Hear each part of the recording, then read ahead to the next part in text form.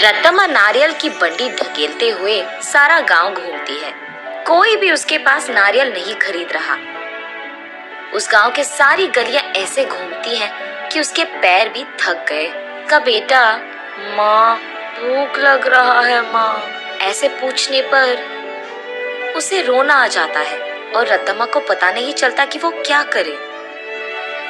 तब वो एक जगह उसकी बंडी रोककर एक नारियल काटकर, आज के लिए खाकर अपना पेट भर लो बेटा, कल अच्छा खाना खिलाऊंगी, ऐसे कहकर अपने बेटे को देखते हुए अपने जीवन को कोसती है। मगर वो दोष किसको मानेगी, रत्तम्मा को समझ में नहीं आता। एक समय में रत्तम्मा बाकी गांव वालों की तरह ही छोटे मोटे कूली का काम करती थी, लेकिन उसे लगता है कि उसे उसका मेहनत का फल नहीं मिल रहा। इसी दुख में वो दिन गुजारती थी। कुछ ही दिन पहले रत्तम्मा का पति पी पी कर मर गया। घर के सारे पैसे वो अपने दारू में लगा दिया और घर में एक फूटी कौड़ी भी नहीं है। इसीलिए रत्तम्मा को क्या करे ये पता नहीं चल रहा था और उसे इसी बात का डर था कि वो अपने बेटे को कैसे पढ़ाएगी। एक दिन वो अपने घर के बरामदे में बैठकर यही सोचती रहती है कि वो पैसे कैसे कमाएगी। तभी फैसला करती है कि वो एक छोटा सा व्यापार करेगी। इसी सोच में वो जब सर उठाकर ऊपर देखती है, उसके घर के ठीक सामने मौजूद एक नारियल का पेड़ उसे नजर आता है। तब वो फैसला करती है कि वो नारियल बेचेगी। उसके फैसले के अनुसार ही वो अगले दिन उस गांव के जंक्शन के बीच में नारियल का एक छोटा सा बंडी लगाती है। लेकिन तब तक उसी जंक्शन पे दो और ऐसे व्यापारी थे जो नारियल बेच रहे थे। उन दोनों की वजह से रत्तम्मा का व्यापार ठीक से नहीं चलता है। इसी कारण 2-3 दिनों से रत्तम्मा की बंडी से सिर्फ 2 या 3 नारियल ही बिके थे। बाकी सारे वैसे के वैसे ही रह गए। ये देख निराश होकर रत्तम्मा ये फैसला करती है कि अगर वो गांव के सारी गलियां घूमकर बेचने की कोशिश करेगी तो कम से कम कुछ तो बिक जाएंगे। तब जाकर वो ऐसे गलियों में घूमती रही। आंखों में से निकल रहे आंसू को पोंछकर वो बस अपनी किस्मत को कोसकर घर जाने ही लगती है कि बीच रास्ते में उसे एक पाठशाला नजर आती है। उस पाठशाला के बच्चे वहाँ बेच रहे स्नैक्स को देख उस दुकान के चारों ओर घेर कर उनको खरीदने लगते हैं। ये देख रत्तम्मा का बेटा, माँ मुझे भी वो खाना है माँ, ऐसे वो भोला बच्चा पूछता है। ठीक तभी अचानक रत्तम्मा को एक अच्छी योजना सूझती है। तब वो उसके बेटे से ऐसे कहती है, हमारे पास उसको खरीदने के पैसे नहीं है बेटा, लेकिन घर जाते ही मैं तुम्हारे लिए एक बहुत अच्छी मिठाई बनाऊंगी, ठीक है?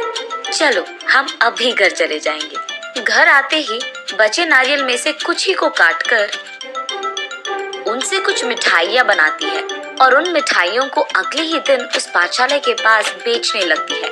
उस दिन तक किसी ने भी नारियल से बनाए हुए मिठाई को वहाँ पे नहीं बेचा था, इसीलिए पाठशाला में मौजूद सारे बच्चे एक ही बार में वहाँ आकर सारी मिठाइयाँ खरीद लेते हैं। बस रत्तम्मा की खुशी का कोई सीमा नहीं।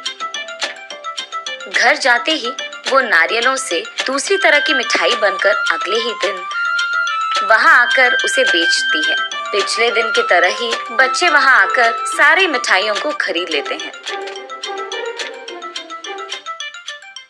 लेकिन कुछ बच्चे ऐसे पूछते हैं, आंटी कल जैसे मिठाई नहीं है क्या? कल लेके आऊंगा बेटा। ये कहकर घर पहुंचते ही अगले दिन के लिए नारियल से ही 2-3 प्रकार की मिठाइयाँ बनाती है। तीसरे दिन भी सारी मिठाइयाँ बिक जाती है। तब वहाँ मौजूद बाकी व्यापारी ये देख रत्तम्मा के पास आकर ऐसे कहते हैं, अम्मा कुछ मिठाइयाँ हमको भी बेचो, वो हमारे दुकान में बेचेंगे हम तुम्हें दुगना पैसे देंगे इनके लिए, ऐसे कहते हैं। ये सुनकर रत्तम्मा इस बार ज्यादा मात्रा में मिठाइयों को बनाकर अगले दिन वहाँ के व्यापारियों को बेचती है दुगने गुना में। बचे सारे पाठशाला के बच्चों को हमेशा की तरह बेचती है। ये देख बच्चे सारे वापस रत्तम्मा के पास ही मिठाइयाँ खरीदते हैं। ये देख बाकी व्यापारी रत्तम्मा से ऐसे कहते हैं, तुम अगर ऐसे ही हमारे बगल में दुकान लगाकर वही मिठाइयाँ कम दाम में बेचोगे तो हमारा धंधा कैसे चलेगा मैम? अगर तुम्हें बेचना है तो हमारे ही दाम पे बेचना होगा। तब रतम्मा, लेकिन बच्चे इतने दाम पे कैसे खरीदेंगे? उस सब से हमारा कोई लेना देना नहीं। अगर यहाँ धंधा करना है तो हमारी सुनो, वरना यहाँ से निकल जाओ। ऐसे कहते हैं। ये सुनकर रत्तम्मा उसके घर पहुंचकर बहुत सोचने लग जाती है। अगले दिन वो उस पाठशाला के पास एक बड़ा सा मिठाई का दुकान ही खोल देती है। उसमें सिर्फ नारियल से बनाई हुई मिठाइयाँ ही बेचती है। अब रत्तम्मा को किसी से कोई लड़ाई करने की जरूरत नहीं पड़ेगी। दूसरी तरफ रत्तम्मा की तरह नारियल से मिठाई बनाकर बेचने वाला उस गांव में और कोई नहीं था।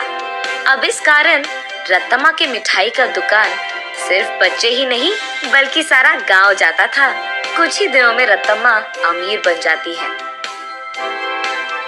और उसी पाठशाला में वो अपने बेटे को पढ़ाती भी है। ऐसे प्यार से वो उस नारियल के पेड़ को हर रोज पूछकर पानी डालती थी।